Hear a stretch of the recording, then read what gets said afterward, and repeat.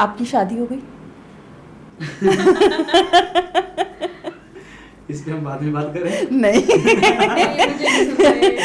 ये मुझे सुनना नहीं अभी प्रोस्पेक्ट में है कोई? हाँ, बिकॉज देखो संसार आया है। हाँ, मैं देखिए, किसी बात से हाँ, अलग करके नहीं नहीं बिल्कुल अभी शादी मेरी नहीं हुई है। अभी मैं प्रोस्पेक्ट में है कोई? अभी नहीं, ऐसा कोई नहीं है कोई तो कब ये जो योगी है आपकी नाव में पानी कब भरने वाला है?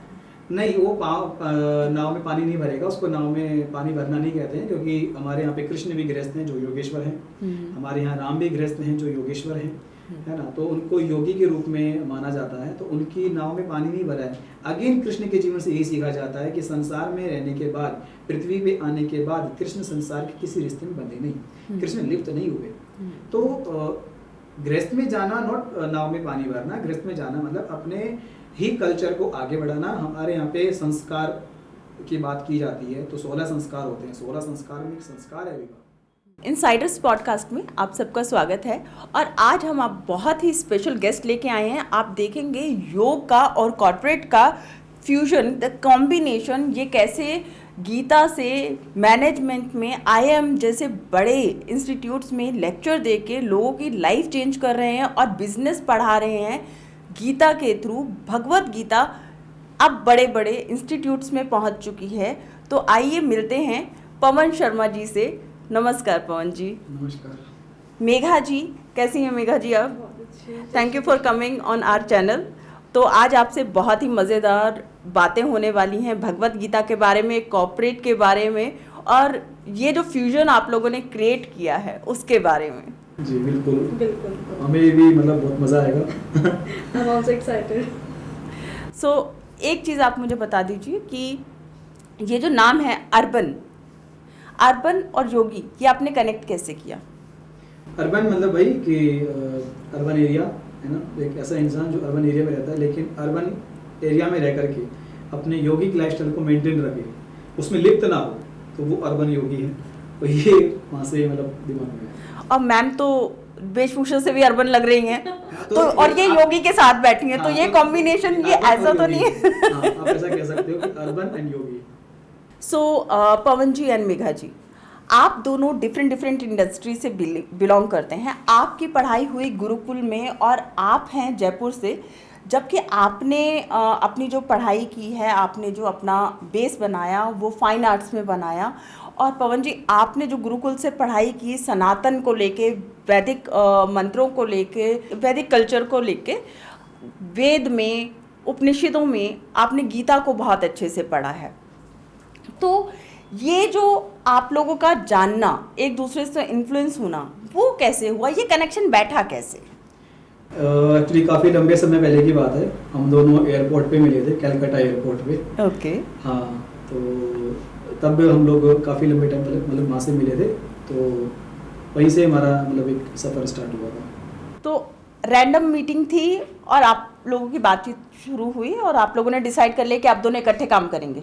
नहीं रैंडम, हाँ मतलब मीटिंग तो रैंडम ही थी। मतलब हम लोग जैसे एयरपोर्ट पे मैंने इनको देखा, तो सबसे पहले तो मैंने ये देखा कि मतलब देखो मैं गुरुकुल के बैकग्राउंड से आता हूँ, तो अभी तक जो मैंने देखा है आजकल की लड़कियों का कल्चर कि जो एडिक्शन में है, अल्कोहल में है, तो उनको मैंने बहुत ज़्यादा अभी तक देखा नहीं स्पिरिचुअलिटी में। और होंगी तो मुझे जानकारी नहीं है, तो मैं ये भी नहीं कह सकता कि वो स्पिरिचुअल है कि नहीं है। बट जब मैं मेघा से मिला, जब मैंने मेघा को देखा, तो मैं सच बताऊं तो मतलब मैं एकदम से फ्लैट हो गया। मैंने कहा यार ये है बंदी कि जिसकी मतलब कह सकते हो ना कि तलाश थी। क्योंकि क्या होता है कि आप अभी तक यही देखते हुए आ रहे हो कि कोई लड़की है जो वेस्टर्न कल्चर में है, लेकिन उसने अपने कल्चर को अडॉप्ट नहीं किया, सनातन संस्कृति को अडॉप्ट नहीं किया। और जिसने सनातन संस्कृति को अडॉप्ट किया है वो मतलब ज़्यादा आपको वेस्टर्न कल्चर में दिखेगी नहीं। तो मैंने देखा ना कि भगवत गीता का श्लोक इसके यहाँ पे टैटू पे बना हुआ था। अच्छा। तो मतलब वो मेरे लिए बहुत ज़्यादा अट्रैक्ट करने वाला। और मैंने सोचा कि यार आज की डेट में मतलब कोई लड़की भगवत गीता, अच्छा मेरी तो जान है भगवत गीता, मतलब मेरे प्राण बसते हैं भगवत गीता के अंदर। भगवत गीता कोई नाम लेना तो रात को 2 बजे मुझे उठा करके लेक्चर करवा ले भगवत गीता पे, तो मतलब भगवत गीता को मैं जीता हूँ। तो मेरे से रहा नहीं गया। और फिर मैं मतलब आज तक मैंने ना कभी ऐसे किसी लड़की के साथ में बैठ के बात नहीं करी है, तो मैं डर भी रहा था मतलब मैं ऐसे बात करूँ नहीं करूँ कि ये क्या रिएक्शन देगी। बट इसका नेचर बहुत ज़्यादा सॉफ्ट है, सी इज़ वेरी सॉफ्ट, वेरी मतलब वेरी काम। और जब मैंने इसे बात की तो मतलब जैसे ही हमारा कम्युनिकेशन स्टार्ट हुआ तो मुझे लगा कि यार हम तो पता नहीं पहले से जानते हैं एक दूसरे को, और क्योंकि काफ़ी स्पिरिचुअल डिस्कशन हम लोगों के एयरपोर्ट पे हुए, और एयरपोर्ट मतलब कैलकाटा से और दिल्ली आते आते काफ़ी चीज़ों पे हमारे डिस्कशंस हुए। और आप सोचो कि उस 2-2.5 घंटे के 3 घंटे के पीरियड में मतलब ऑटोमेटिकली डिसाइड हो गया कि नहीं यार, मतलब हमें कुछ तो फोड़ना है और कुछ हमें साथ में करना है। सो आपका एक्सपीरियंस क्या था जब पहली बार पवन जी ने आपसे बात की? तो आप एक कॉर्पोरेट वर्ल्ड में काम कर रही थी, और आपका क्या फील हुआ कि एक स्पिरिचुअल इंसान से, एक योगी से मिलने पे आपके अंदर में क्या चेंजेस आए? आपको इनकी किस बात ने इतना इंस्पायर कर दिया कि आपने कॉर्पोरेट वर्ल्ड छोड़ के और इनके साथ में अर्बन योगी में आ गए? बातें तो मुझे बहुत ज़्यादा इंस्पायर करी, बट जो एक मेन बात हिट करी, बिकॉज आचार्य जी जब पीछे टाइटल आता है तो उसके टाइटल से यही दिमाग में आता है कि कोई पंडित जी होंगे, कोई ज्ञान की गंगा देंगे, ग्रहों के बारे में बताएंगे टाइप ऑफ। बट इन्होंने आज के टाइम से रिलेटेड, जो कॉर्पोरेट वर्ल्ड से रिलेटेड, जिन्होंने गीता का जो मुझे ज्ञान दिया, एक्चुअली मैं उसमें हूँ, तो मुझे वो बहुत ज़्यादा हिट करा। मुझे लगा he is the right person जिसके साथ मेरी ट्यूनिंग अच्छी बैठ सकती है। तो गीता आपके घर में भी थी, मैं परिवार बचपन में? से गीता पढ़ती आ रही हूँ और मेरी जिंदगी में बहुत वैल्यू रखती है गीता, और मुझे वो इंसान साक्षात दिख गया जिसको पूरी चीज़ों का ध्यान है। तो आपको आपकी लाइफ के कृष्ण मिल गए? मैं अपने आप को अर्जुन मान रही थी, और सच में ऐसा ही हुआ था। मैं उनसे इतने क्वेश्चंस करी थी, यही हुआ था। और मुझे ना मेघा की सबसे अच्छी खास बात क्या लगी, इन्होंने मुझे बताया था कि ये जो यहाँ पे गुड़गांव में रहते हैं, तो इनके पास में हमेशा ही भगवत गीता होती है इनके बेडरूम में ही। तो ना जैसे जनरली हम क्या देखते हैं, भगवत गीता हमारे मंदिरों में होती है ना, हम उसको एक उपासना का अंग मानते हैं, मतलब ठीक है, एक स्पिरिचुअल पॉइंट से ठीक है। पर जब भगवत गीता आपका अभिन्न अंग बन जाए, जो आपके अंदर आत्मा से जुड़ जाए, मतलब आप बेडरूम में हर किसी को अलाउ नहीं करते। बेडरूम में या तो आपके पेरेंट्स अलाउ होते हैं या आपका पति अलाउ होता है, ठीक है, लेकिन उसके बाद में अगर कृष्ण आपके बेडरूम तक आए हैं तो मतलब वो तो क्या है, वो तो परम पिता परमेश्वर है, पिलो के नीचे एकदम, है ना। तो इससे मतलब तो ये चीज ने मुझे बहुत इंस्पायर किया था कि मतलब एक यार यंग लड़की भगवत गीता को लेके इतना ज्यादा मतलब समझ रही है इस चीज को, उसकी वैल्यू को समझ रही है, तो ये इसकी बहुत खूबसूरती है। मुझे लगता है कि शायद इसकी सॉफ्टनेस और कामनेस की वजह भगवत गीता है।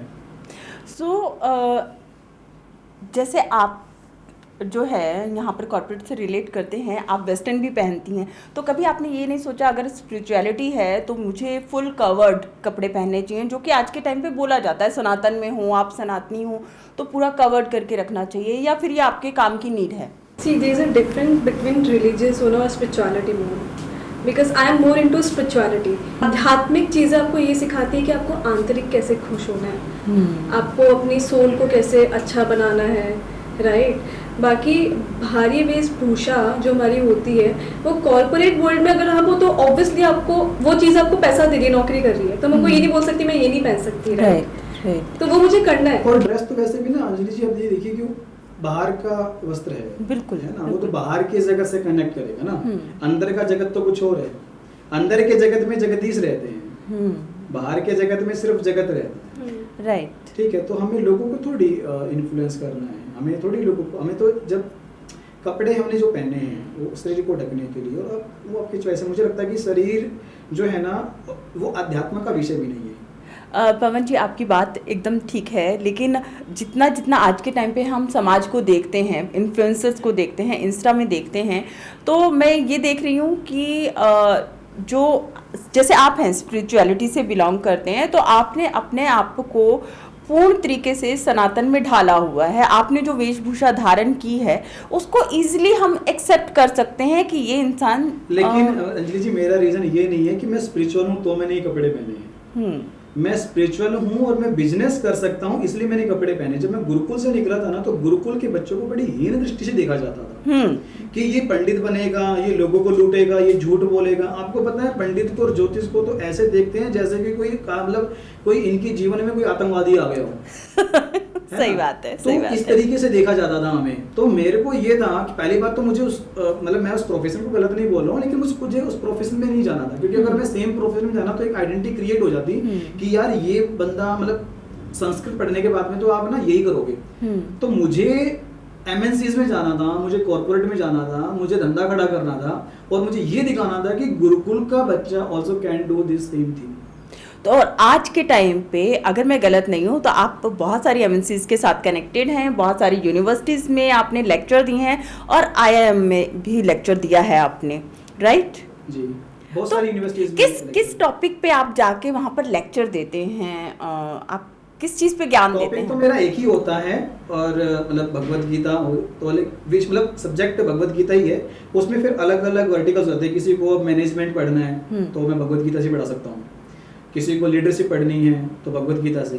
क्योंकि आप देखिए कि कौरव और पांडव दोनों अलग अलग सेनाएं हैं। कौरव 100 भाई हैं, पांडव 5 भाई हैं। कृष्ण ने 5 भाइयों को 100 भाइयों से लड़वा दिया, that was the management, right. और लड़वाया नहीं है, जितवा भी दिया, that was the leadership quality of Krishna.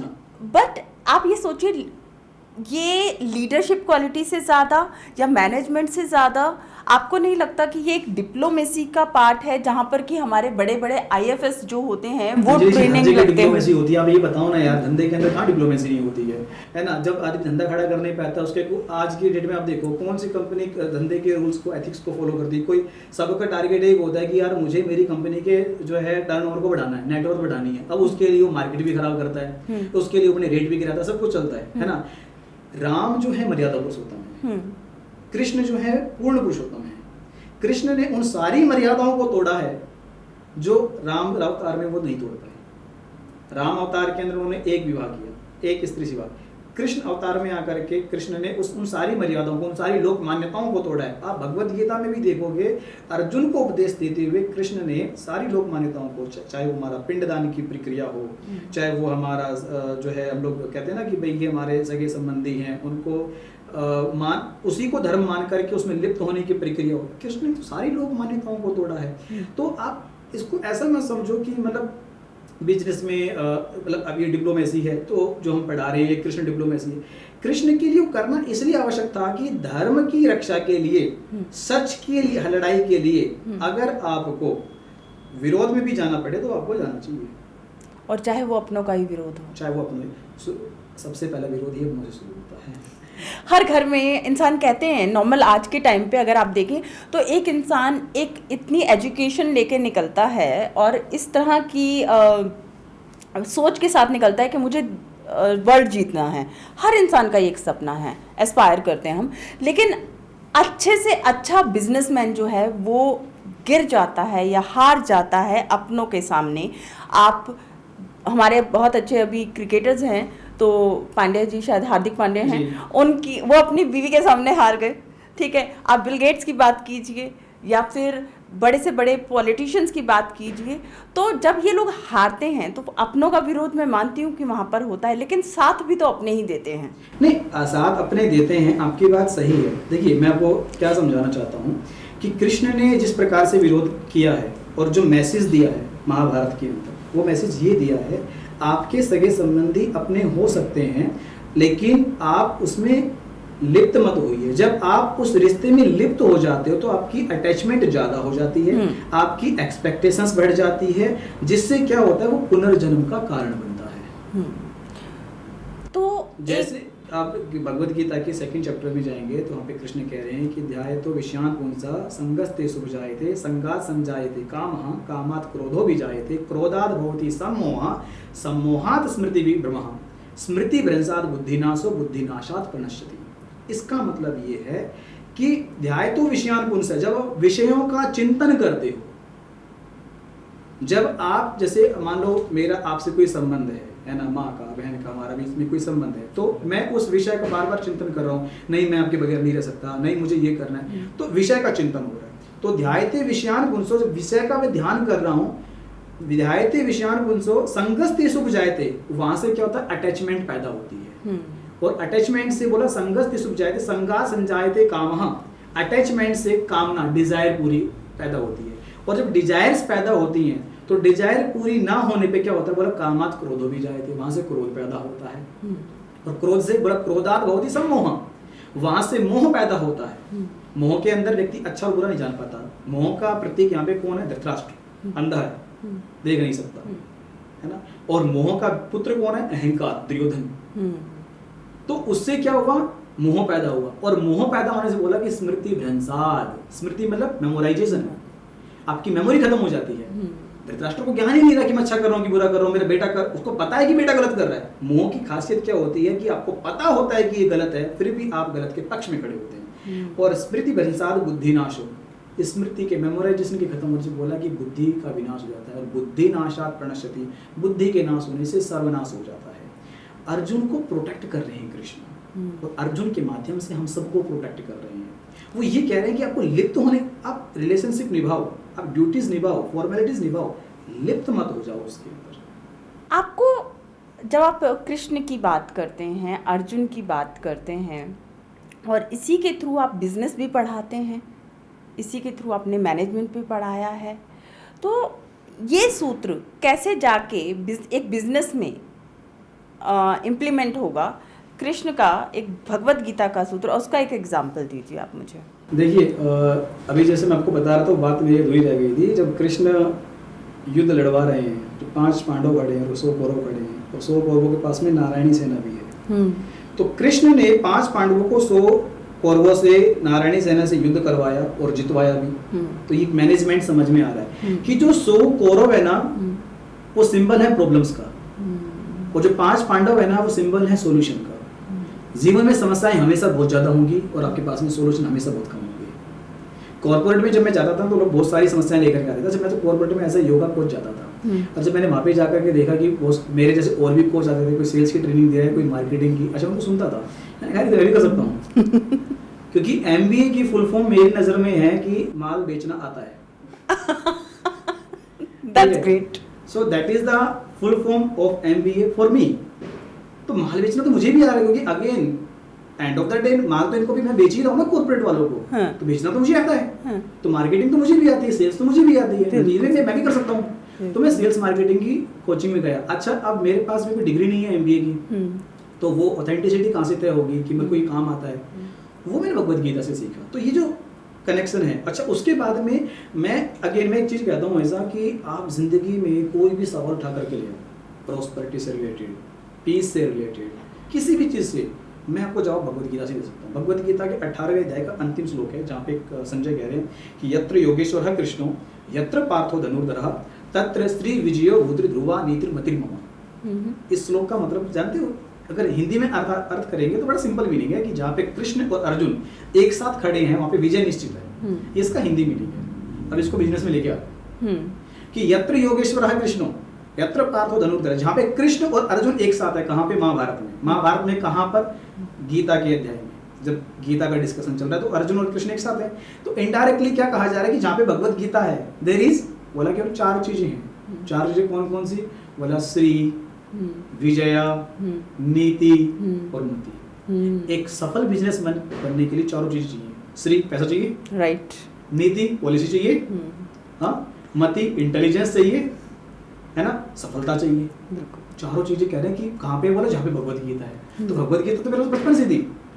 तो मैंने कहा यार ये तो सबसे बड़ी सफलता का निशानी है कि भगवत गीता 4 चीजें देगी, पैसा भी देगी, पॉलिसी भी बताएगी, इंटेलिजेंस भी देगी और सफलता के सूत्र भी देगी। तो आप जब भगवत गीता को इस बारीकी से देखोगे, फिर सेल्स के इन सब चीजों के फार्मूलाज पे जब अगर बात आती है तो कृष्ण कहते हैं, अर्जुन को बोलते हैं कि संशय आत्मा विनिश्यति, कि जब आप संशय करते हो, किसी भी चीज के ऊपर डाउट करते हो, तो उस आत्मा का विनाश हो जाता है। तो किसी चीज में डाउट नहीं करना है। तो मुझे वहां से ये समझ में आया कि जो प्रोडक्ट तुम्हारा है, जो तुम्हारा USP है, उसका डाउट नहीं होना चाहिए। डाउट कब होता है? Without knowledge, without information, without conviction. जब आपको अपने प्रोडक्ट के ऊपर कॉन्फिडेंस नहीं है, जब आपको अपने प्रोडक्ट की कंप्लीट नॉलेज नहीं है, विदाउट नॉलेज और विदाउट कन्विक्शन जब आप प्रोडक्ट को बेचते हो तो डाउट क्रिएट होता है। और जब डाउट क्रिएट होता है तो बेच नहीं पाते हो। तो सबसे पहले तो प्रोडक्ट की नॉलेज लो। प्रोडक्ट की नॉलेज लेने के बाद में फिर कॉन्फिडेंस से बात करो। आपको टेबल ठोकनी आनी चाहिए कि नहीं भाई साहब, मैं जो बोल रहा हूँ वो एकदम सही है। तो कॉन्फिडेंस मेरे अंदर भगवत गीता से आया।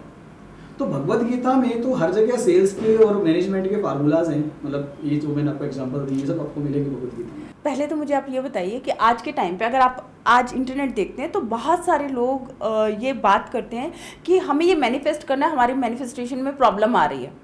ठीक है, मुझे एक रोल्स रॉयस चाहिए, मुझे एक BMW चाहिए, या मुझे एक बड़ा घर चाहिए। कैसे वहाँ पर गीता, भगवत गीता और कृष्ण का उपदेश यहाँ पर काम करेगा और कैसे आप इसे कनेक्ट करेंगे? मुझे भी जानना है। पाएंगे। इसके लिए मुझे लगता है कि आपको पढ़ना चाहिए भगवत गीता का 6 चैप्टर।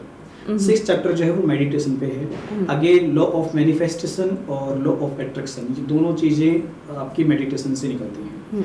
ठीक है, जब आप खुद पे मेडिटेट करते हो। और मैनिफेस्टेशन पे मैं बहुत ज़्यादा बिलीव करता हूँ। जैसे कि मैं आपको एक एग्जांपल बताता हूँ कि अब पता नहीं इसको यकीन भी होगा कि नहीं, लेकिन मैंने बहुत पहले एक चीज़ सोच के रखी थी कि मुझे ना एक कोई ऐसा इंसान चाहिए मेरी ज़िंदगी के अंदर, फीमेल, कि जो आधुनिक चीज़ों के प्रति उसका झुकाव हो, उसकी समझ हो उसको, लेकिन उसने ही ज़्यादा उसको नॉलेज हो अपने रूट्स की, अपने कल्चर की। तो ये सिर्फ मैं ये भी नहीं कहता कि मैंने मैनिफेस्ट किया था, बट ये मेरे में विचार था। और अभी तक तो भगवान की कृपा से ऐसा रहा है कि मैंने जो मैनिफेस्ट किया वो मुझे मिला है। तो वो जब मैंने मैनिफेस्ट किया और जब मैं वहाँ से निकल रहा था कलकत्ता, मतलब एयरपोर्ट से जब मैं निकल रहा था, और जब मैंने एंटर किया एयरपोर्ट के अंदर, तो मैंने कहा कि यार मुझे ऐसा क्यों लग रहा है कि आज मुझे कोई सही इंसान मिलने वाला है, और उसी दिन मुझे यही मिल गई, है ना। तो ये पावर है। और जो मैंने क्यों बोला 6 चैप्टर को पढ़ने के लिए, कि 6 चैप्टर के अंदर कृष्ण ने प्रैक्टिकल विधि बताई है मेडिटेशन करने की, कैसे बैठना है, मेरुदंड कैसे रखना है, ओबलांगाटा को कैसे रखना है, दृष्टि कहाँ पे रखनी है, कौन से आसन पे बैठना है, किस मुद्रा में बैठना है, श्वास की गति कैसी रखनी है, उसको प्रैक्टिकली कृष्ण ने समझाया है। जब आप उस प्रक्रिया में जाते हैं, जब आप उसको प्रैक्टिकल करते हैं, तब आपके अंदर से वो नॉलेज निकलता है। और फिर जो आप, क्योंकि जब आप चिंतन करते हो कृष्ण के द्वारा बताए गए मेडिटेशन के माध्यम से, फिर जो चिंतन निकलता है वो आत्मा का चिंतन होता है, वो शरीर का चिंतन नहीं होता। अभी हम जो सुख सुविधाएं चाहते हैं शरीर के लिए चाहते हैं, आत्मा के सुख के लिए नहीं। मैंने अगर इनके लिए कुछ मैनिफेस्ट किया तो इसलिए नहीं किया कि मुझे कोई शरीर का सुख चाहिए, मुझे आत्मा का सुख चाहिए, मुझे सोल कनेक्शन चाहिए, मुझे कोई फिजिकल कनेक्शन नहीं चाहिए। फिजिकल कनेक्शन के लिए 125 करोड़ का हिंदुस्तान है, अरबों खरबों की विश्व की आबादी है, आपको कोई कहीं भी अवेलेबल हो जाएगा। लेकिन जब सोल कनेक्शन की बात आती है वहां पे, तो आपका विचार, आपकी आत्मा, आपकी एनर्जी, आपकी वाइब्स, ये सारी चीजें मैच होनी चाहिए, जो कि फिजिकल कनेक्शन की बियॉन्ड है, उससे बहुत परे है। जो मैंने इनके अंदर फील किया, जो मैंने इनके अंदर देखा। तो अगेन जो आपका सवाल था कि मैनिफेस्टेशन के लिए जो आप बता रहे हो, तो 6 चैप्टर को पढ़ो, आपको बहुत मजा आएगा। और सच बता रहा हूँ, उससे अच्छा फार्मूला आपको कहीं नहीं मिल सकता, किसी किताब में नहीं मिल सकता। अच्छा, बहुत सारे लोगों का ये क्वेश्चन आएगा, अब जब ये लोग आपका पॉडकास्ट देखेंगे सब लोग, तो सबका एक क्वेश्चन आएगा, कितने दिन में मैनिफेस्ट होना शुरू हो जाती हैं चीजें, कितने दिन में रिजल्ट मिलते हैं? बिकॉज सब आज के टाइम पे ना सब मैगी डिलीवरी पे जा रहे हैं, सबको ना शॉर्टकट में सब कुछ चाहिए। पहली बात तो मैं ऐसे लोगों को चीज बताना चाहूंगा कि भाई शॉर्टकट में कुछ नहीं मिलता है, ठीक है। एक बच्चा पैदा होने में 9 महीने लग जाते हैं, एक हमारे जैसा इंसान इस धरती पे आने में 9 महीने का प्रोसेस लगता है। तो किसी भी चीज को आप पहले से ये सोचो कि कब तक मिल जाएगा। तो इससे आप अगेन फिर भगवद गीता का श्लोक, कर्मण्येवाधिकारस्ते मां फलेषु कदाचन मां कर्मफल हेतुर्भुर्मा ते संगोत्सव कर्मणि। आपका अधिकार कर्म करने में। प्रॉब्लम क्या है ना, लोग ना फ्रूट पे ध्यान देते हैं, रूट पे नहीं। बहुत अच्छी बात की आपने। Concentrate on the root, not on the fruit. कब मिलेगा, कितने दिन मिल जाएगा। तो इससे क्या हो रहा है, आपके अंदर जो चिंतन चल रहा है ना, वो किस चीज का चल रहा है? फ्रूट का। कब मिलेगा, कैसे मिलेगा, कितने दिन में मिल जाएगा, है ना। तो आप अभी योगी बने ही नहीं है, आपको पहले योगी वाली स्थिति में आना पड़ेगा। और योगी वाली स्थिति में आने के लिए आपको अपने आप को अर्जुन कंसिडर करना पड़ेगा, तब आपको सही ज्ञान प्राप्त होगा भगवद गीता। कैसे, जब आपने योगी की बात की, तो एक, और आपका जो ब्रांड है अर्बन योगी, एक अर्बनाइज्ड पर्सन कैसे एक योगी में कन्वर्ट होता है, अपनी सारी की सारी रिस्पॉन्सिबिलिटीज निभाते हुए वो अपना योगी का जो कल्चर है, अपने जो रूट्स हैं, वो कैसे डेवलप कर सकता है योग क्रियाओं के साथ में, मेडिटेशन के साथ में, और कैसे अपने जीवन में वो सब पा सकता है जो उसे पाने की इच्छा है। मैं आपके सवाल के जवाब पे आऊँगा अंजलि जी, उससे पहले मैं आपको बताता हूँ कि योगी के रूप में सबसे पहले मैं कंसिडर करता हूँ आपको और आपको। उसका कारण क्या है, क्योंकि अभी तक जो हमने देखा है वो ये देखा है कि बाहर का आवरण, मालाएं बहुत सारी, धोती कुर्ता या गेरुआ वस्त्र। मैं उसको डिसरिस्पेक्ट नहीं कर रहा हूँ, आई टोटली रिस्पेक्ट, और वो हमारे देश की, हमारी सनातन की संस्कृति की पहचान है। लेकिन उससे आपके आंतरिक मूल्यों को नहीं मापा जा सकता। वो आपकी आध्यात्म का पैरामीटर नहीं है। तो जब हम योगी की बात करते हैं तो आपका बाहरी आवरण, मैं वही बता रहा हूँ, भगवत गीता आपको बाहरी आवरण से डिस्कनेक्ट ही कर देती है। मुझे फर्क नहीं पड़ता मैंने क्या पैर रखा है, मैं आज एमएनसी में जाता हूँ तो मैं ऐसे ही जाता हूँ। मेरे को स्टार्टिंग में कई कॉर्पोरेट ने मना भी किया कि भाई साहब हमारे यहाँ पे ऐसे अलाउ नहीं है, तो मैंने कहा पवन शर्मा नहीं आएंगे। अगर आपको पवन शर्मा चाहिए तो पवन शर्मा धोती कुर्ती में आएंगे। पवन शर्मा को कहीं घर की किसी फंक्शन में जाना होगा ना, पवन शर्मा वहाँ पैंट शर्ट में चला जाएगा, तुम्हारे कॉर्पोरेट में नहीं आएगा। तुम्हारे कॉर्पोरेट में पवन शर्मा धोती कुर्ती में नहीं आएगा। सो अर्बन योगी का ब्रांडिंग है ये ब्रांडिंग। सो आपने बेसिकली अपने अटायर को ब्रांड बनाया, आपने अपने योग को और नॉलेज को लेके एक कंपनी डेवलप की जो आपने खड़ी की, जहाँ पर कि आपने गीता के थ्रू लोगों को समझाना शुरू किया, जो कि मैं मानती हूँ एक नोबल कॉज है कि जहाँ की आप बड़े बड़े इंस्टीट्यूट में जाके इस चीज़ को रिलेट कर रहे हैं, कनेक्ट कर रहे हैं। तो क्या कभी आपने विदेशों में भी इस चीज़ पे लेक्चर दिया है? मैं काफ़ी लंबे समय से मेरा विदेशों में आना जाना है, कई मैंने कंट्रीज़ विजिट की हैं, और ये ईश्वर की बड़ी कृपा रही है कि मतलब जब मैं भगवद गीता में मतलब फुल फ्लैश मैंने काम करना स्टार्ट किया और मुझे लगा कि मुझे कुछ इसमें और बड़ा करना चाहिए। इसके लिए मैं सबसे ज़्यादा धन्यवाद देना चाहूँगा मेरी ग्रैंड मदर और मेरे फादर, मेरे चाचा, उन लोगों ने मुझे मतलब बोला कि बेटा ऐसा कुछ करना है। मेरी पहली जर्नी स्टार्ट हुई थी श्रीलंका से, और श्रीलंका में सबसे पहले ना सुंदरकांड करने के लिए गया था। अच्छा। और सुंदरकांड भी आपको मैं मतलब जान के खुशी होगी कि हम लोगों ने अशोक वाटिका में किया था, और अशोक वाटिका के उस वृक्ष के नीचे किया था जहाँ माता सीता बैठी थी। अरे वाह।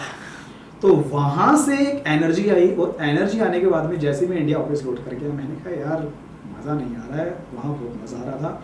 इसलिए नहीं कि मैं विदेश की धरती पे था, इसलिए कि मुझे ये समझ में आ गया था कि मैं किस लाइन का बंदा हूँ और मुझे क्या चीज़ कनेक्ट कर सकती है। तो मुझे बहुत जल्दी समझ में आएगा। उसी समय फिर मैंने फटाफट अपने बहुत सारे जो भी मतलब भगवत गीता, वेद, रामायण, रामचरितमानस, सब सारा कंटेंट इकट्ठा किया, और सबको फिर मैंने ना आज की भाषा में, आज के परिप्रेक्ष्य में उसको रूपांतरण करना स्टार्ट किया लोगों तक। तो लोगों ने इंटरेस्ट के साथ में सुनना स्टार्ट किया। तो फिर उसके बाद फिर मेरी जर्नी स्टार्ट हो गई। फिर Singapore, Hong Kong, Australia, Indonesia, Jakarta, मतलब दुबई, कई सारी कंट्रीज में मेरा जाना हुआ, और फिर लोगों ने बुलाना स्टार्ट किया। और आई रियली अप्रिशिएट कि जिन लोगों ने मुझे बुलाया, और thankful for the Bhagavad Gita जिसने मुझे नियुक्त किया, जिसने मुझे चुना।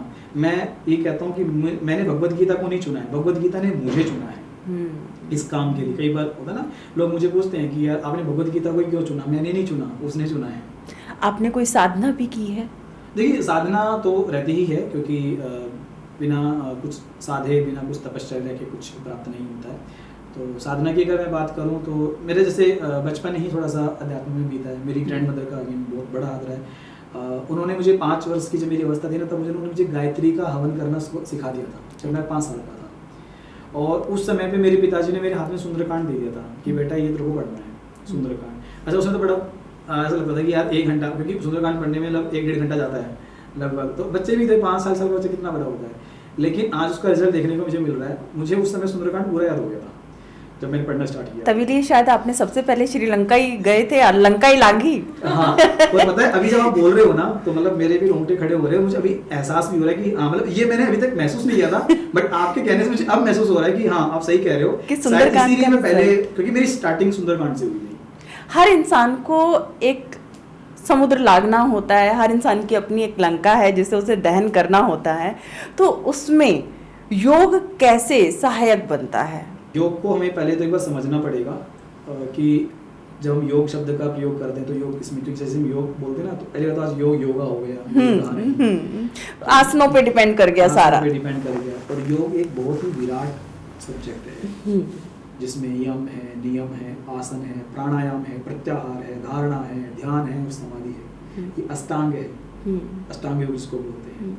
इसमें आसन तो एक इसका भाग है, सिर्फ एक अंग है। उसके अलावा 7 और हैं। यम नियम भी है जिसमें आचरण होता है, जिसमें शुद्धिकरण होता है, फिर प्राणायाम है, फिर प्रत्याहार है, धारणा है, ध्यान भी है, और ध्यान के बाद समाधि की स्थिति आती है। तो योग इसमें कैसे हेल्प करता है? अगेन क्योंकि योग में फिर सारी चीजें आ गई। अभी तक तो आपके लिए योग क्या हो सकता था? आसन या प्राणायाम, लेकिन इसमें आपको शुद्धि आ गई, आंतरिक शुद्धि, बाह्य शुद्धि। मैं हमेशा बात करता, हम जब चर्चा करते हैं, मैं इसको मेगा को भी बताता हूँ कि हमारा शरीर शुद्ध होता है स्नान से, लेकिन हमारा मन शुद्ध होता है ध्यान से। आपने शरीर तो शुद्ध कर लिया, मन को शुद्ध कौन करेगा?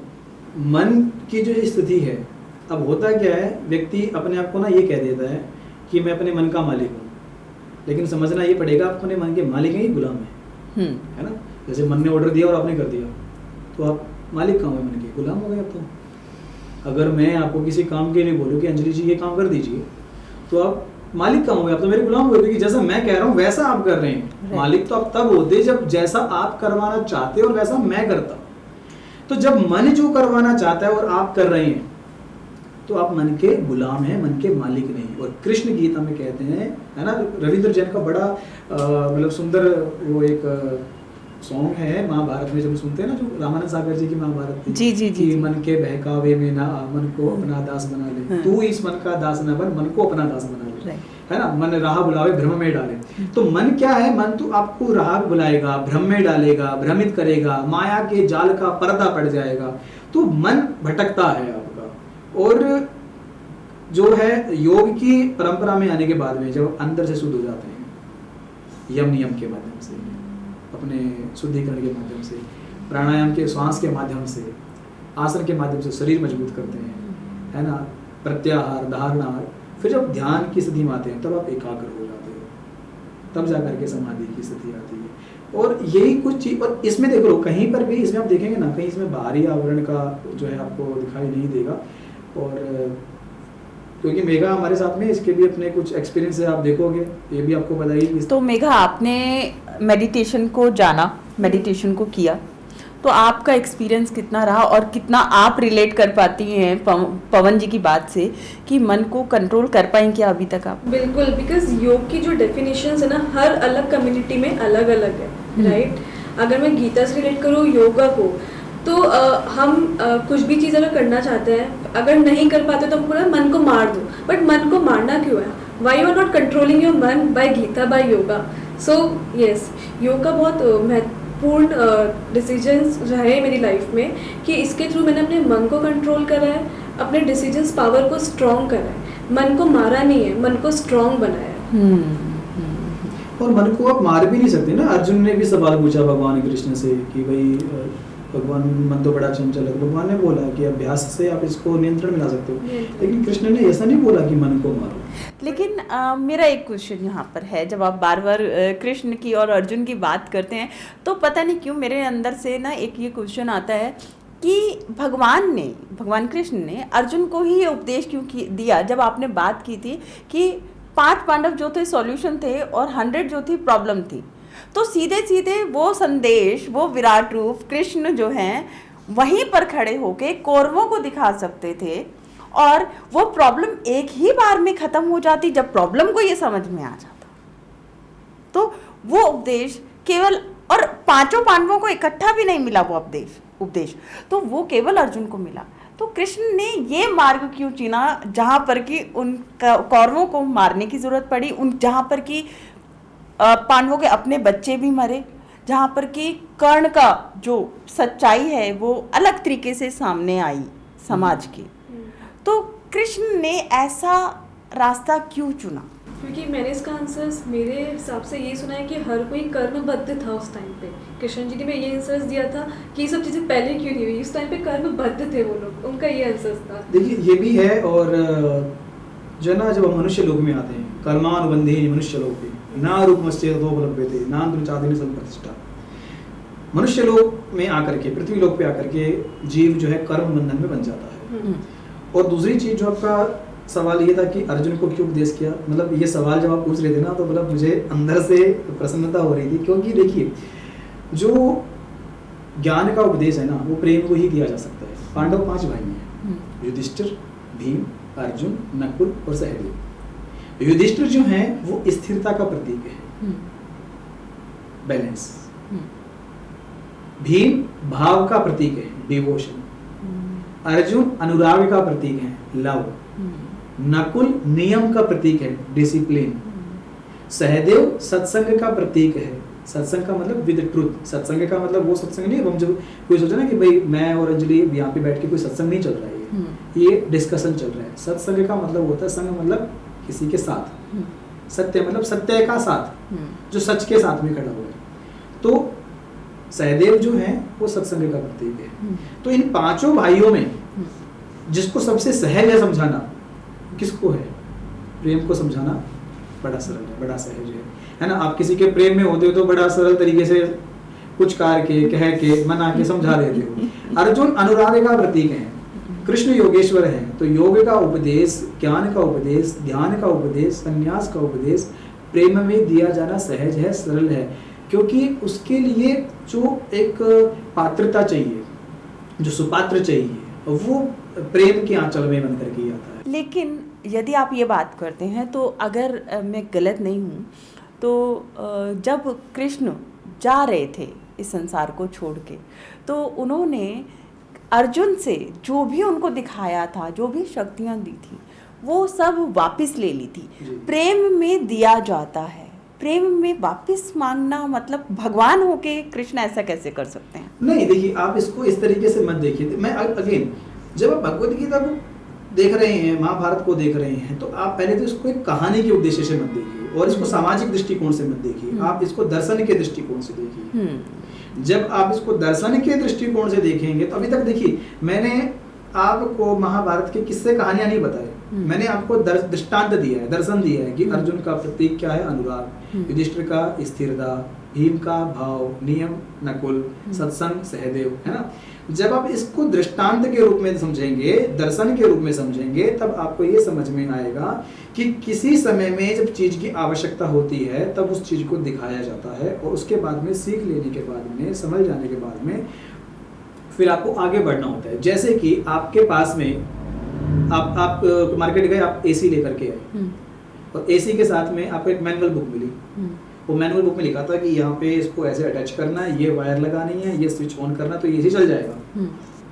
आपने करके और चला लिया, अब एक दो बार आपने चला के देखा, आपको अभ्यास हो गया, आपको उस बुक की आवश्यकता नहीं है, तो मैंने कहा लाओ बुक वापस दो। अब आपको प्रेम में दिया जाता, लिया नहीं, अरे आप सीख चुके हो, है ना। तो सेम चीज भगवत गीता क्या है, भगवत गीता का ज्ञान क्या है? It's a manual book of the life. जिस प्रकार से हम कोई भी इलेक्ट्रॉनिक आइटम है, कोई भी आइटम खरीदते उसके साथ एक मैनुअल बुक आती है, वो एक मैनुअल बुक है ना। तो वो मैनुअल अर्जुन को समझ में आ चुका था, अर्जुन को सत्य का बोध हो चुका था, तब उसके बाद उसकी आवश्यकता नहीं है, तो कृष्ण ने लिया। तो उसको दृष्टांत के रूप में देखो, कहानी किस्सों के रूप में नहीं। कहानी किस्सों में देखेंगे अगेन फिर एक माइथोलॉजी नजर आएगी और फिर हमारे अंदर भ्रम पैदा होगा, संशय पैदा होगा। हम धर्म से इसलिए ही पता भ्रमित हो जाते हैं क्योंकि संशय बोध करते हैं, डाउट बोध करते हैं, और कहीं ना कहीं उसे किस्से कहानियों में बांट देते हैं। आप है ना महाभारत को और गीता को किस्से कहानियों में मत बांटिए, आप उसको दर्शन में बांटिए। अगर मैं बात करूं तो आपने भी शायद अपने, और आपके घर में भी गीता पढ़ी जाती है मेघा, तो आप दोनों ने ही शायद इस बात को अपने घर में या किसी न किसी से ज़रूर सुना होगा कि महाभारत को और गरुड़ पुराण को घर में नहीं पढ़ना चाहिए, और जबकि गीता का जो उपदेश है वो सबके लिए मान्य है, गीता घर में पढ़ी जा सकती है, गीता के लिए कोई मना नहीं कर रहा है, लेकिन महाभारत को रोका गया है पढ़ने से, ऐसा क्यों? देखिए इसके लिए ना एक अक्सर कहावत कही जाती है, मैं तो हरियाणा से हूँ, हमारे यहाँ बोला जाता है कि घर में महाभारत रखोगे तो महाभारत होगी। तो मैं उनसे ये पूछता हूँ कि तुम्हारे घर में तो रामायण भी रखी हुई है, तुम्हारे अंदर भाइयों में कितना प्रेम बता दो जरा, तुम राम के आदर्श पे कितना चलते हो। तो ये तो क्या है, एक भ्रांतियां हैं, और कहीं ना कहीं ये हमारे जो शास्त्र हैं, हमारी जो संस्कृति से दूर कराने का एक अभ्यास है। आज हमें महाभारत से दूर किया जा रहा है, गरुड़ पुराण से दूर किया जा रहा है, कल को हमें रामचरितमानस से दूर किया जाएगा, फिर कोई हमें भागवत से दूर करेगा। ये तो एक साइकोलॉजिकल एक इफेक्ट हमारे दिमाग में डाला जा रहा है कि इससे दूर हो जाओ, इससे ऐसा होगा। तो अगर महाभारत को घर में रखने से आपके घर में महाभारत होती है, तो मुझे ऐसा लगता है कि भागवत आपके घर में होने से प्रेम का प्रसंग होना चाहिए। पढ़ना अलाउड नहीं है, बट टीवी सीरियल्स पे पूरी महाभारत देखना अलाउड है। अच्छा मेघा, आपने अभी टीवी सीरियल्स की बात की, हाँ। आपने बचपन में रामायण और महाभारत सब देखा, रिपीटेड देखा है, एंड आप ब्राह्मण परिवार से भी रिलेट करती हैं। हाँ। तो आपने उसमें जो ड्रेसेस देखी हैं, yes. जो माइथोलॉजिकल सीरियल्स में, तो आपको लगा कि वो बहुत ज़्यादा मॉडर्न ड्रेसेस हैं आज के टाइम के हिसाब से, या जो आज की ड्रेसेस हैं वही ज़्यादा मॉडर्न हैं, जिसके बेस पे कि लोग एक फ़ीमेल को जज करते हैं। स्पेशली कॉर्पोरेट वर्ल्ड में ऐसा होता है कि अगर कोई फीमेल स्मोक कर रही है या फिर ड्रिंक कर रही है चाहे आप कॉर्पोरेट में स्पिरिचुअल वर्ल्ड में हैं चाहे कहीं पर भी हैं, लेकिन आप कॉर्पोरेट में तो जुड़ी हुई हैं। बिल्कुल। तो कैसा लगता है कि यार कभी ऐसा दिमाग में आया नहीं पहले के जो लोग थे, माइथोलॉजी का टाइम था, वो हमसे ज़्यादा मॉडर्न कपड़े पहनते थे और उन्हें कभी ये चीज़ फेस नहीं करनी पड़ती थी? नहीं, ऐसा नहीं है। पहले के टाइम में अगर आप रेशियो देखो वुमेन्स और मेंस का, उस टाइम पे वुमेन्स इतनी वर्किंग नहीं थी, right? They were in the family. Now womens are in the corporate nowadays with equal ratio, right? And बात करो स्मोकिंग की, ड्रिंकिंग की, मैं ये नहीं बोलूँगी दे आर रॉन्ग, नो, क्योंकि आई ऑलवेज जज the people bye there karmas, right? तो मैं भी ऐसे माहौल में रही हूँ, राइट? बट मेरे पास इतना स्ट्रॉन्ग स्पिरिचुअलिटी था बाय गीता कि मैं इन्फ्लुएंस नहीं हुई हूँ, बट स्टिल मेरी संगत अभी भी वही है। तो I am maintaining my spirituality with my corporate life. तो आप दोनों जब हर रोज़ ये गीता का पाठ करते हैं या फिर गीता को अपनी लाइफ में इम्प्लीमेंट करते हैं, तो मॉडर्न वर्ल्ड की जो भौतिक चीज़ें हैं उनसे आप अपने आप को इनर बैलेंस कैसे मेंटेन करते हैं? जो मेन सोशल अभी जो मुद्दे चल रहे हैं, सबसे मेन अभी यंगस्टर्स में anxieties, depression, suicide cases, extra marital affairs are there in a corporate. मैंने तो बहुत देखे that you are making your boss happy, why you are not making your boss happy by your work, I don't know. तो मैंने तो बहुत देखे हैं। अगर नहीं खुश तो एंजाइटीज़ के इशू, और एंजाइटीज़ का वर्ड इतना फॉर्म हो चुका है आजकल, छोटे छोटे बच्चों में भी फॉर्म हो चुका है, राइट? तो पवन ने बताया था फर्स्ट चैप्टर में कि अर्जुन की सिचुएशंस क्या थी। तो आपने मुझे स्टार्टिंग में अर्जुन कंसिडर कर लिया था, मैं भी अपनी सिचुएशन को उससे कंसिडर कर लेती हूँ। तो उनके दिमाग में भी बहुत था कि ये करना है नहीं करना है, राइट? तो किशन जी ने उनको मेंटली स्ट्रांग बनाया। उनके जीतने का रीज़न, वो पास थे बट उनके जीतने का रीज़न ये था कि वो मेंटली बहुत ज़्यादा स्ट्रांग थे, एंड में वो जीते। तो अब पवन, आप अपने आप को इस मॉडर्न वर्ल्ड से और ये जो जितने भी एडिक्शंस होते हैं, कभी आपको नहीं लगा कि अच्छा मैं भी जाके कभी एक्सप्लोर करूं ड्रिंकिंग को, ड्रग्स को, वीड्स को? ये आपने किया है लेकिन मतलब एडिक्शन नहीं किया है? नहीं, देखिए मैं आपको बताता हूँ क्या होता है कि क्योंकि जब आप पता है वो घूम रहे हैं, देश विदेश घूम रहे हैं, बहुत सारी लड़कियों को भी देखते हैं आपने कहीं कहीं, हाँ। तो मॉडर्न लड़कियां देख रहे हैं। सो देखिए, एक मन है, मन को आप हर रोज कंट्रोल करते होंगे, लेकिन एक्चुअल में कभी ऐसी इच्छा जागृत नहीं हुई? देखिए क्या होता है, मैं आपको एक बात बताता हूँ कि जब आप कोई बड़ी चीज़ मिल जाती है ना, तो छोटी चीज़ आपके लिए शून्य हो जाती है, सूक्ष्म हो जाती है, आपकी दृष्टि नहीं जाती है ना? अभी अगर यहाँ पे कहीं आसपास कोई सुई पड़ी होगी ना, तो आपको थोड़ा देखने में एफर्ट लगाना पड़ेगा कहाँ रखी हुई है। तो आज का जो ये नशा है ना, ये मेरे लिए सुई के बराबर है। और जो मुझे जो नशा दिखाई दे रहा है ना, वो इस समय का जो मेरा नशा है, वो दो ही चीज़ों का नशा है, या तो मेरा बिजनेस या मेरा डिवोशन।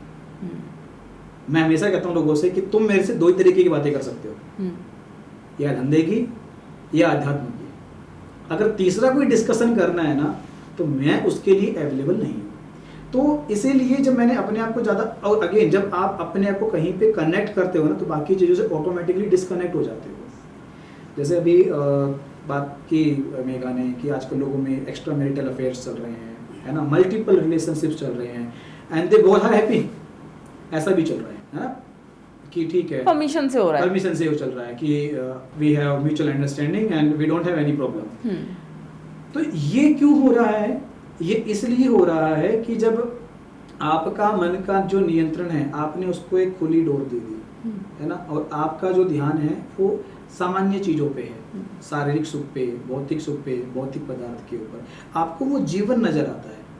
मैंने इसको जीवन के रूप में नहीं देखा, मैंने इसको जीवन का ये अंग तो हो सकता है, it's a part of the life, not heart of the life. Bhagavad Gita is a heart of the life, spirituality is the heart of the life. तो मेरी जिंदगी में जो मुख्य दो बिंदु रहे, वो रहा धंधा और वो रहा अपना अध्यात्म, ये दो चीजें। तो मैंने इन दो चीजों से हट करके कभी मुड़ के देखा ही नहीं। और मैं सच बताऊं तो मुझे तो सपने भी मेरे बिजनेस की याद है, सपने भी मुझे अध्यात्म की याद है। कितने साल हो गए पवन जी आपको बिजनेस करते हुए? मुझे अप्रोक्स 12 साल तो हो गए लगभग। 12 साल। सो प्रॉस्पेरिटी, वेल्दी एक योगी को मैं देख रही हूँ, तो ये योगी जो है, जो मेटेरियलिस्टिक वर्ल्ड से डिस्कनेक्टेड तो है नहीं पूरी तरह से। लेकिन मैं लिप्त नहीं हूँ। जिस प्रकार से एक बूंद जब कमल के ऊपर गिरती है, तो वो कमल वे ना लिप्त नहीं है, वो जब जैसे ही गिरती है तो मतलब वो कमल के पत्ते को गीला नहीं करती है, बूंद जब ऊपर से गिरती है। जब आप कमल की खासियत क्या होती है, कीचड़ में उगता है, वो धीरे धीरे ऊपर आती है उसकी नाल, है ना। लेकिन आप देखोगे कीचड़ की संगत में रहने के बाद में कीचड़ की छींट कमल के पत्ते पे नहीं होती है। तो ये संसार है ना, ये कीचड़ के जैसा ही है, माया का कीचड़। इसमें आपकी उपज तो इसी संसार में होनी है, अपने आप को कमल कैसे बनाना है ये आपके ऊपर है। हमारे एक महात्मा जी थे गुरुकुल में, हमें मतलब महात्मा भी थे और पढ़ाते भी थे, बड़ी सुंदर बात बताते थे। वो कहते थे कि जब तक नाव पानी में है तब तक तो कोई दिक्कत नहीं है, लेकिन अगर पानी नाव में आ जाए ना तो दिक्कत है। तो जब तक मैं संसार में हूं तब तक दिक्कत नहीं है, लेकिन संसार मुझ में आ जाए तो दिक्कत है। तो संसार मुझ में नहीं आना चाहिए, तो संसार में तो मैं हूं लेकिन संसार मुझ में नहीं है। आपकी शादी हो गई? इस पे हम बाद में बात करें? नहीं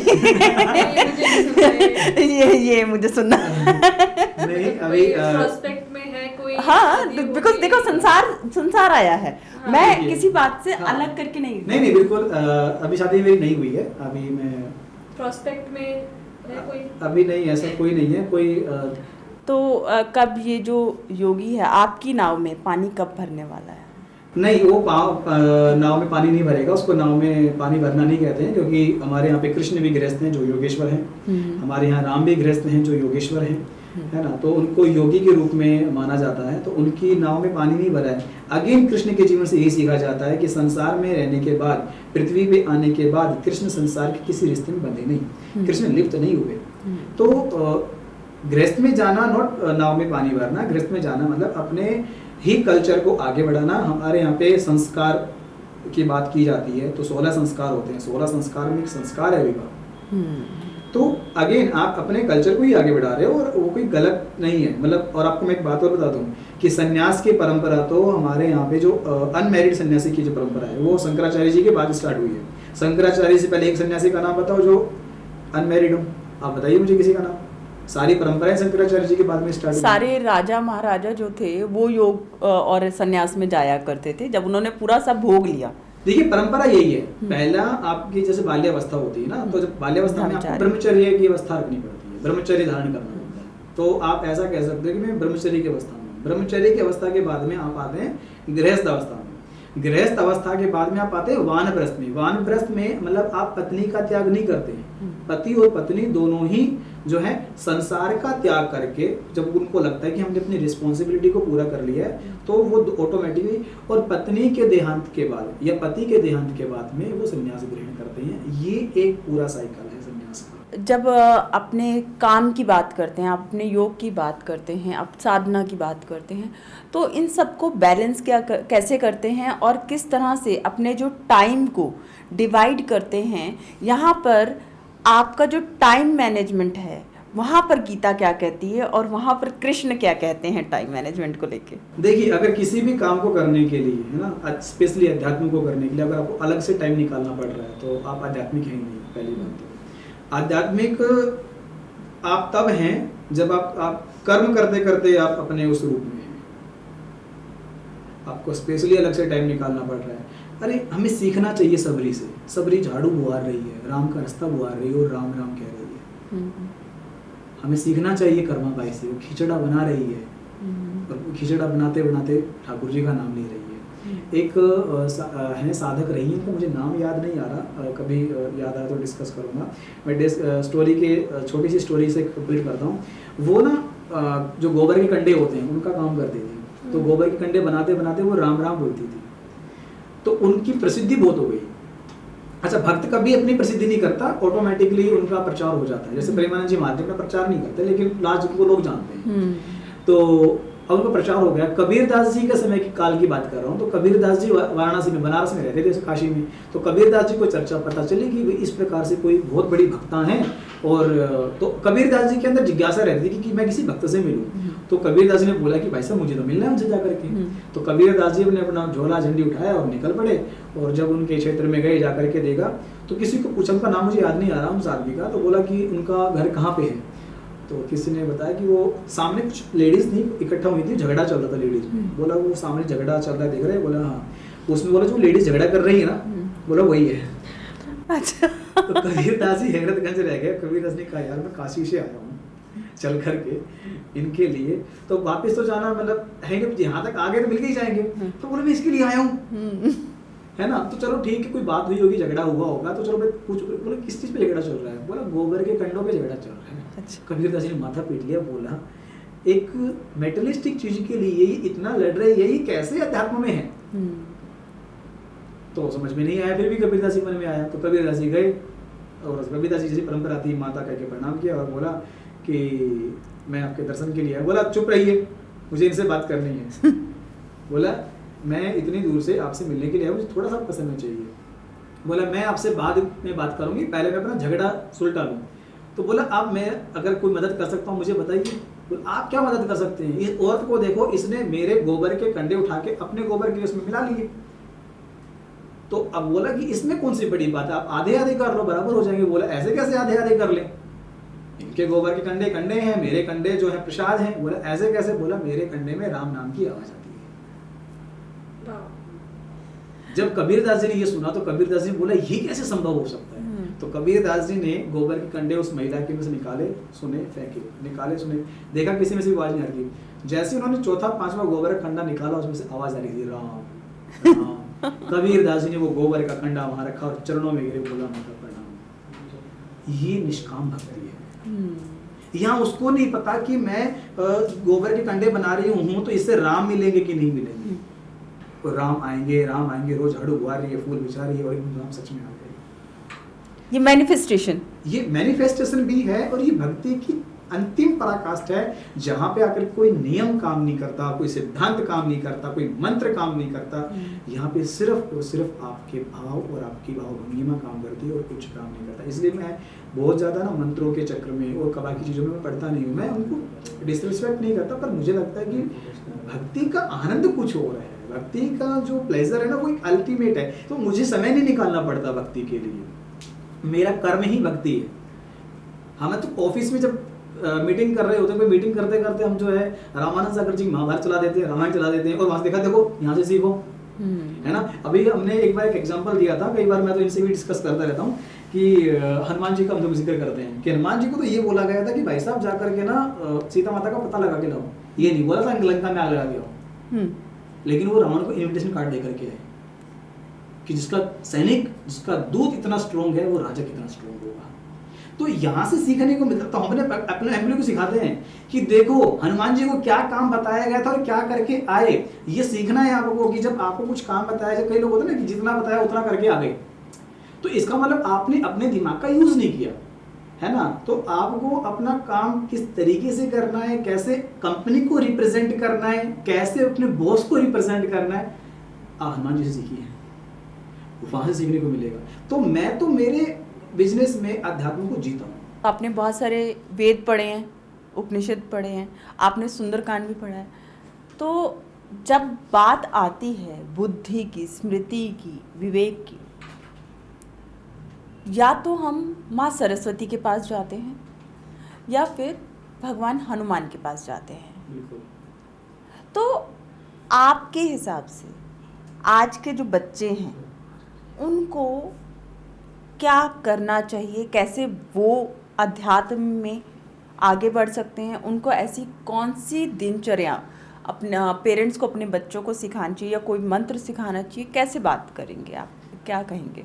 सबसे पहले तो मैं यहाँ पे बच्चों का दिनचर्या बदलूं, उससे पहले तो मैं चाहता हूँ कि माँ बाप अपने चरित्र में परिवर्तन करें।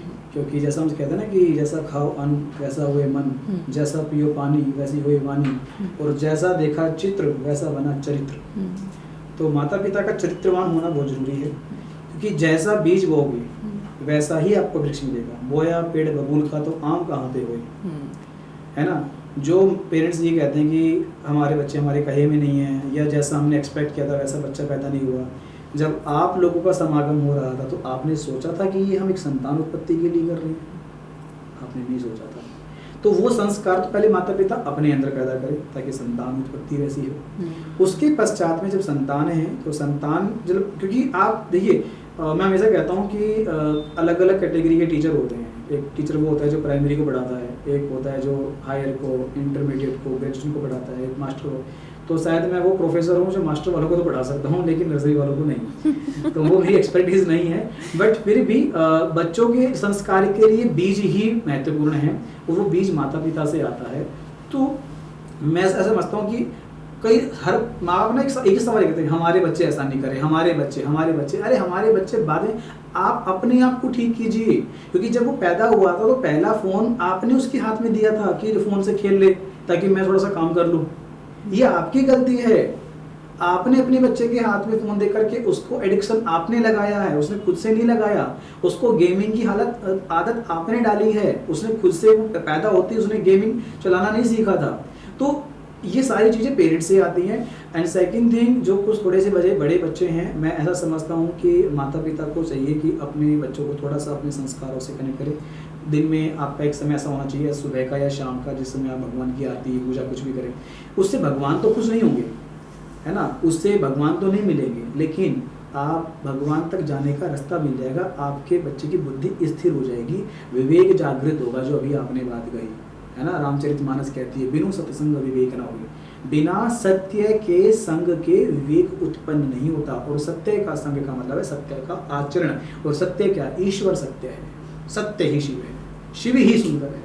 तो ईश्वर सत्य है, इस चीज की जानकारी का, संस्कार का बीज कौन डालेगा, ये माता पिता डालेंगे। तो अगेन बच्चों पे हर चीज का प्रेशर, बच्चों को कहाँ ट्यूशन लगा दूं, बच्चों को कौन से स्कूल में भेजूं, बच्चे को किस कोचिंग में डाल दूं, बच्चे को कौन से मास्टर के पास भेजूं, हर जगह प्रेशर बच्चे के ऊपर दिया जा रहा है। आपने कभी वो प्रेशर अपने ऊपर क्यों लिया? मैं ऐसा क्या करूं कि मेरे आचरण से मेरा बच्चा प्रभावित हो, ये कोई माता पिता नहीं पूछता। तो मैं आपके पॉडकास्ट के माध्यम से ये सभी माता पिता को कहना चाहता हूँ कि परिवर्तन आप अपने अंदर लाइए, आपके बच्चे में परिवर्तन आएगा। एक और क्वेश्चन है मेरा यहाँ पे, जब क्योंकि ये काफ़ी सीरियस टॉपिक है, तो मैं आपसे ये चीज़ जानना चाहूँगी कि हर इंसान अपने बच्चे को ना बेस्ट बनाने में लगा हुआ है। एक दौड़ है आज के टाइम पे, अगर आप देखेंगे इतने सारे कॉम्पिटिटिव एग्ज़ाम्स चल रहे हैं, सब चल रहे हैं। एक बच्चा अपने करियर को कैसे डिसाइड करे, यहाँ पर भगवत गीता मुझे कैसे हेल्प करेगी, उस बच्चे को कैसे हेल्प करेगी? अगेन बात वही आएगी ना अंजलि जी, हम अगेन बच्चे पे थोपना चाह रहे हैं। मैं वही चीज़ को बताने की कोशिश कर रहा हूँ कि इसको पहले तो माता पिता अडॉप्ट करें, पेरेंट्स उस चीज़ को अडॉप्ट करें, जो क्योंकि हमेशा बच्चा अपने एनवायरनमेंट से ही सीखता है, अपने आसपास के। देखिए बच्चा स्कूल में रहता है 4 घंटा 6 घंटा, बाकी सबसे ज़्यादा समय वो अपने माता पिता के साथ व्यतीत करता है बचपन के अंदर। अभी जैसे मैं अगर अपनी बात करूँ, अगर आज मैं अध्यात्म के मार्ग पे हूँ, उसका सबसे ज़्यादा श्रेय मेरे फैमिली बैकग्राउंड को जाता है, क्योंकि वहाँ ऐसा एनवायरनमेंट था। मेरे पिताजी जो है रामलीला करते थे, ठीक है, थिएटर आर्टिस्ट थे, वो रोल करते थे, उनके अंदर वो संस्कार थे। रामचरितमानस मतलब उनका प्रिय विषय रहा। दादी जी मेरी भगवत गीता बहुत उनको अच्छे से आती थी और वो मेरे को पढ़ाती थी, संस्कार देती थी। तो संस्कार का बीज वहाँ से डला है, मैंने ज़्यादा समय उनके साथ में व्यतीत किया है। तो इसीलिए मैं आपको ये कहना चाहता हूँ कि सबसे पहले तो माता पिता के अंदर वो बीज हो। और जब बच्चे की बात आती है तो बच्चों को धीरे धीरे आप छोटी छोटी चीज़ों को अभ्यास लगाइए। अभ्यास कैसे लगाएंगे? तो अगेन उसमें आपको इन्वॉल्व होना पड़ेगा। प्रॉब्लम ये है कि पेरेंट्स इन्वॉल्व नहीं होना चाहते कि मेरे पास टाइम नहीं है। देखिए मैं हमेशा बच्चों को बोलता हूँ कि एक समय वो था जब माँ ना अपने बच्चे को स्तनपान कराती थी लंबे समय तक। आज की लड़कियाँ या माताएं बहनें अपने बच्चे को स्तनपान इसलिए नहीं कराती, उनको लगता है कि यार मेरी ब्यूटी खत्म ना हो जाए इसके लिए। और उसका रिजल्ट पता क्या होता है? वो बच्चे को हाथ में ना बोतल दे देती है कि बोतल का दूध पिए। आज वो बच्चा जब छोटा है तो उसके हाथ में छोटी बोतल है, जब बड़ा होता है तो बड़ी बोतल। ये बोतल का संस्कार का बीज आपने डाला, तो जैसा संस्कार का बीज आप डालेंगे वैसा ही वृक्ष पैदा होगा। और प्रॉब्लम कहाँ आ जाती है कि पेरेंट्स अपने अंदर चेंज नहीं करना चाहते, बच्चे में चेंज करना चाहते हैं। आप स्वयं में क्यों नहीं परिवर्तन करना चाहते? आप क्यों नहीं चाहते कि मैं 4 बजे उठूं? हर पेरेंट्स चाहता है मेरा बच्चा सुबह जल्दी उठे, लेकिन मैं नहीं, है ना। मैंने बहुत सारे ऐसे पेरेंट्स से मतलब मीटिंग की है, मिला हूँ। मैं तो स्कूल्स में कॉलेजेस में जाता रहता हूँ तो मिलते हैं। मैं उनको पूछता हूँ आप कितने बजे उठते हैं? बोलते हैं कि क्या नाम है, सुबह उठते हैं, बच्चों को उठाते हैं, स्कूल भेजते हैं, फिर सो जाते हैं। क्यों सो जाते हैं आप? क्योंकि इसका मतलब ये हुआ कि आलस्य का बीज तो आपके अंदर पड़ा हुआ है और वही तो आपके बच्चे में आएगा। आप ये कैसे अपेक्षा करते हैं कि आम के पेड़ पे इमली पैदा हो जाए? नहीं हो सकती। और ये भी बहुत फेमस लाइन है कि हम इतना कमा लेंगे कि हमारी 7 पुश्तें बैठ के खाएंगी, 7 पुश्तें मेहनत नहीं करेंगी। हाँ, अब सोच के देखिए, आप आपने ये क्यों सोच के रखा हुआ है कि आपके साथ पुश्तें मेहनत ना करें, आप क्यों ऐसा पहले से माइंड मेकअप करके चल रहे हैं, है ना? तो अगेन चेंज जो आने की आवश्यकता है ना, वो बच्चों में नहीं, माता पिता में। मैं आपको सच बता रहा हूँ अंजलि जी, आपके पॉडकास्ट के माध्यम से जिस दिन इस देश में क्रांति माता पिता के संस्कार में परिवर्तन में आएगी ना, उस दिन इस देश के अंदर राम भी पैदा होंगे और कृष्ण भी पैदा होंगे। प्रॉब्लम ये है कि कौशल्या नहीं है, कैकेयी नहीं है, यशोदा नहीं है, देवकी नहीं है। राम और कृष्ण तो आज भी पैदा हो सकते हैं। जीजाबाई आज भी अगर हो तो आज भी शिवाजी पैदा हो जाए। शिवाजी का किस्सा बताता हूँ। एक बार जीजाबाई ने शिवाजी को पालने में छोड़ा और उसके बाद में थोड़ी देर खेलने के लिए जब छोड़ा उसको, तो शिवाजी रो रहे थे, परेशान होते। उसके बाद में दासी आई और दासी ने बोला कि रो मत, बिल्ली आ जाएगी। ये बात जीजाबाई ने सुन ली और जीजाबाई आके दासी को डांटने लगी, फटकारने लगी। बोला, क्या बोला? बिल्ली आ जाएगी? ये शेर का बच्चा है, वो तुझे बिल्ली से डरा रही है। मतलब, और आज हम अपने बच्चों को क्या डराते हैं? कर अंधेरे में मत जाना, वहाँ पे हाउ है। अब हाउ कौन, क्या हाउ है, मुझे नहीं पता। मतलब पहले से उसको अंधेरे में नहीं जाना, अकेले नहीं जाना, वो वहाँ पे ऐसा हो जाएगा। तो ब्रेन प्रोग्रामिंग जो आपने कर रखी है पहले से, और अब आप ये एक्सपेक्ट कर रहे मेरा बच्चा ऐसा बन गया। आपने पहले से बच्चे को वैसा मजबूर बनाना चाहिए था। और ज्ञान की शक्ति इज वेरी इंपॉर्टेंट। ज्ञान आपको सॉल्यूशन ही देता, उस सिचुएशन से लड़ने की शक्ति देता। एब्सोल्युटली, ये बात मैं एग्री करता हूँ कि ज्ञान आपको शक्ति देता है। जब हम ज्ञान की बात करते हैं तब क्या ज्ञान केवल डिग्रियों तक है? आपके सामने एक परफेक्ट एग्जांपल बैठा है। बिल्कुल भी नहीं है। नहीं तो, क्योंकि आज के टाइम पे हम लोग हर चीज़ को काउंट करते हैं, एजुकेशन को काउंट करते हैं केवल डिग्रियों से। बिल्कुल। सो अभी मेघा जो है फाइन आर्ट्स की डिग्री लेकर के बैठी है। मैंने फाइन आर्ट्स में कुछ नहीं कर रही, लेकिन जो वो काम कर रही है उसके पास डिग्री नहीं है। एग्जैक्टली। मैंने जिस चीज की डिग्री ली है उसका मैं काम नहीं कर रहा, और जो मैं काम कर रहा हूँ उसकी कोई मेरे पास डिग्री नहीं है।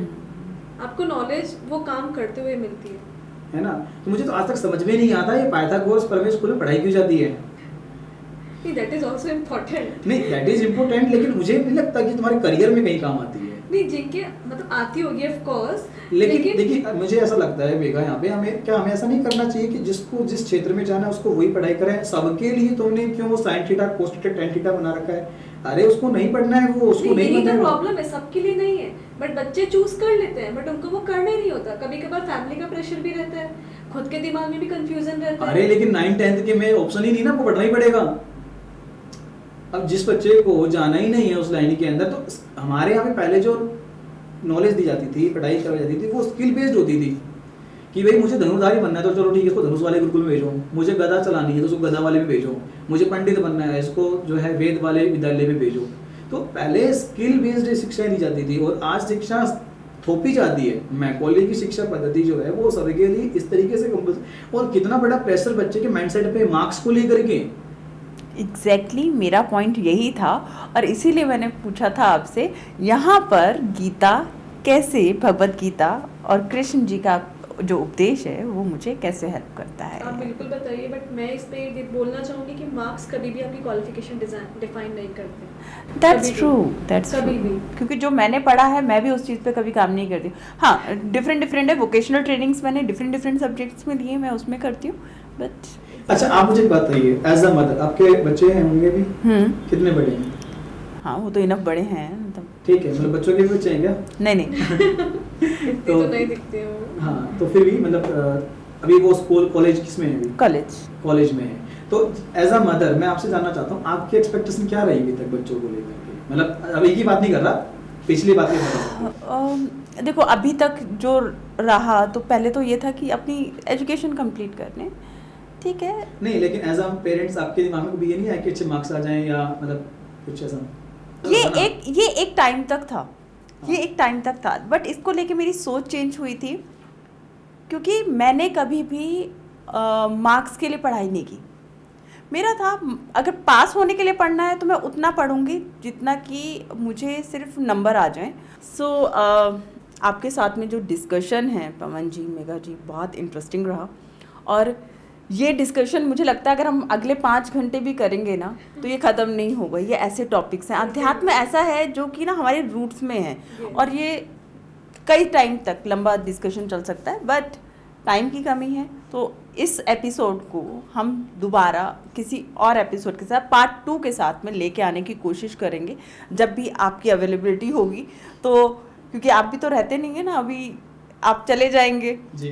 तो जब भी आपकी अवेलेबिलिटी होगी और जैसे देखते हैं हमारी जो ऑडियंस है वो कितना लाइक करने वाली है, आपकी किस किस बात पे उन्हें ऑब्जेक्शन होने वाला है, तो मैं चाहूँगी हर इंसान यहाँ पर कमेंट करे और बताएं कि पवन जी से उन्हें और क्या जानना है भगवत गीता को, मैनेजमेंट को, बिजनेस को और एजुकेशन को जैसे ये रिलेट करते हैं। तो यदि आपके भी कुछ क्वेश्चंस हैं तो प्लीज़ कमेंट सेक्शन में मेंशन कीजिएगा।